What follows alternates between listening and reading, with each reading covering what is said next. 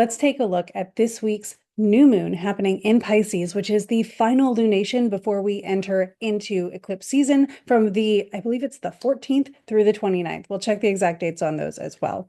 So we're going to talk about this new moon in Pisces, which is happening on the 27th of February. And then we'll go into some of the things that are following that so you can know what we magically are supposed to do during eclipse season. I will also post a video on this later so that we can interpret the eclipses a little bit, but also know how we lean into this energy. How do we use it? If magic is everywhere, which it is, what do we do with it during times when we're supposed to be still? That's a hard thing for me, so I will share what I've learned with you. For now, let's dive in to the Pisces new moon happening on February 27th. Okay, and here we have the chart for the Pisces new moon that is happening. We can see that it is a new moon because the sun and the moon are exactly conjunct with each other at 9 degrees Pisces and 40 minutes. And of course, what we notice thanks to this program right away is that they are going to apply next to Jupiter, who is the ruler of the lunation as well. So this is kind of I would say mostly helpful situation. Jupiter is a benefic. Now, it's a square aspect, so that's pretty active. There's a lot of energy happening with it. And Jupiter is in detriment here. So we understand that the usual blessings we would expect from Jupiter's kind of strapped at the moment. So they're going to help as much as they can, but it may not be to the degree that they would if they were in a better condition.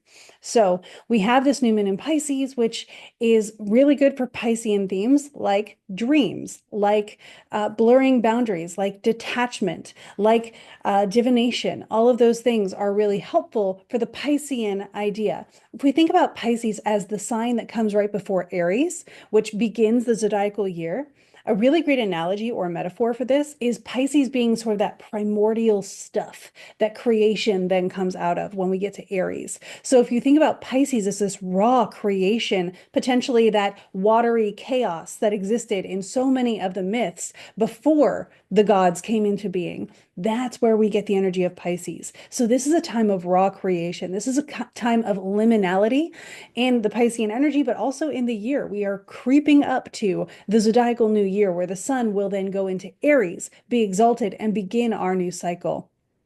So this is a liminal kind of energy, which means for magicians and mages and all of those, we can do liminal kinds of things. This is where we get the interpretation of dreaming, of astral projecting, of all of those things that are on the very spiritual realm of experience. So when we look more at this, we've already analyzed a little bit of what's going on with the moon and its interactions with its ruler Jupiter on this day.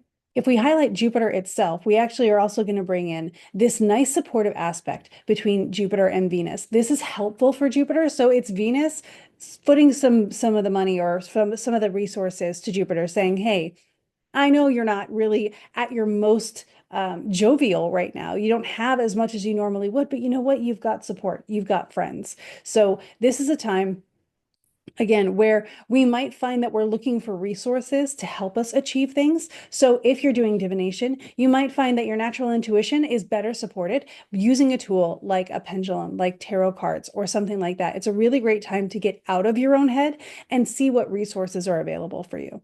At the same time on this day, there is another aspect going on. There are, in fact, two. That sextile between Jupiter and Venus will perfect over the course of the day. And we also have Uranus, who will have perfected this sextile with Mercury. So this brings in a little bit more of a cerebral energy, some more availability for inspiration. This, again, makes me think it is a good idea to do something like a tarot pool, where you can let the energies and the spirits inspire you. And again, get out of your own mind a little bit so that you can get some information that maybe you were tunnel visioning a little bit too much to see. Overall, what we're doing with this is really detaching from details, giving ourselves an outside perspective. And sometimes that means going to another person. Sometimes that means using different resources that aren't in our own mental process so that we can get this picture that maybe we didn't see before because we were in the weeds of it. And that's totally okay. So detaching from the process is a major theme.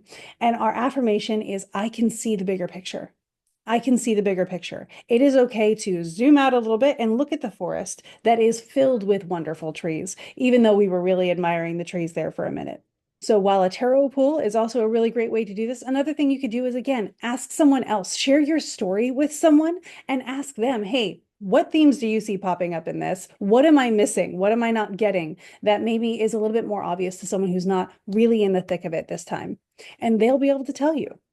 Also, if you're interested in sharing your story, you can share your actual story. If you're writing a book right now or you have an idea for a fiction story, you can go to thealchemistinkwell.com, pitch your story, and my business partner, Em, and I will help you over the course of an 8-month program finish the first draft of your book and give you all of the information you need for everything of pre-writing, writing, and what comes after writing, mixed in with spiritual skills and development as well. So if you're interested in that, we are open to pitches and we would love to hear your story idea. It is one of my favorite things. Pisces is amazing for creativity. So if you've got a story idea that's dropping in during this Pisces new moon, share it with us and we would love to see if we can help you support that, going from the primordial creativity into that rational world, that tangible space of a physical book where people can read it and be impacted, and you can help heal the world 1,000,000 people at a time through a book.